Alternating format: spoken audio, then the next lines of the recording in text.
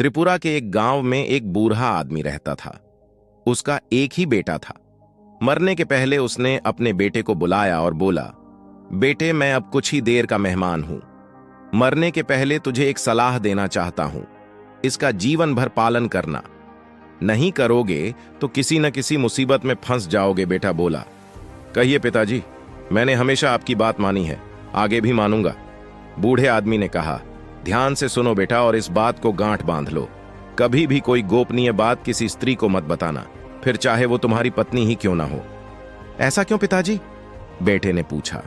क्योंकि स्त्री के पेट में कोई बात नहीं पचती। मेरी बात पर अमल करना। कहकर बूढ़े आदमी ने प्राण त्याग दिए। कुछ दिनों तक तो बेटे ने पिता की बात मानी, पर समय गुजरने के साथ उसके दिमाग से पिता की सारी बातें उड़ गईं। अब वह कई बातें अपनी पत्नी को बता दिया करता। उसकी पत्नी बातूनी किस्म की थी, सबसे खूब बातें किया करती थी और बातों बातों में कई ऐसी बातें भी कह जाती जो गोपनीय हो।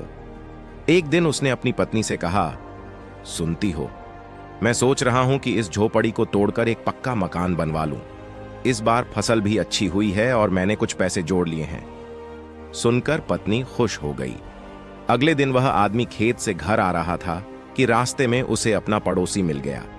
वह बोला, अच्छा कर रहे हो जो नया मकान बनवा रहे हो।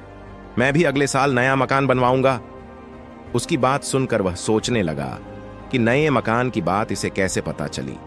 उसे अपनी पत्नी पर ही शक हुए और उस दिन उसे अपने पिता की सलाह याद आई कि कभी औरत को कोई गोपनीय बात मत बताना। उसने सोचा, क्यों न अपनी पत्नी की परीक्षा लूं। उसके बाद वह घर न जाकर खेत की ओर चला गया। रास्ते में उसने एक आवारा कुत्ते को मारा और खेत में गड्ढा खोदकर उसे वहां गाड़ दिया। घर पहुंचकर वह अपनी पत्नी से बोला, सुनती हो, एक राज की बात बतानी है तुम्हें, मगर तुम किसी से कहना मत। आज मेरे हाथों एक आदमी का खून जो गया। खेत में गड्ढा खोदकर मैंने उसे वहीं दफना दिया है। पत्नी ने पति से कह तो दिया कि वह ये बात अपने तक रखेगी, मगर उससे ऐसा हो न सका। शाम को है, वह पानी भरने पनघट पर गई तो वहां आई औरतों से गपशप करते हुए उसके मुंह से ये बात निकल गई। उन औरतों में एक औरत का पति पुलिस वाला था। घर जाकर उसने ये बात अपने पति को बताई। उसने जाकर उस आदमी को खून के अपराध में गिरफ्तार कर लिया। अगले दिन उसकी पेशी हुई। जब जज ने उससे इस खून के बारे में पूछा तो उसने बताया कि वह अपनी पत्नी की परीक्षा ले रहा था, इसलिए एक आवारा कुत्ते को मारकर खेत में दफना दिया था।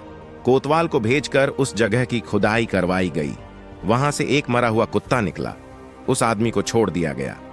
वह घर आ गया, लेकिन उस दिन के बाद से उसने कभी कोई गोपनीय बात अपनी पत्नी को नहीं बताई।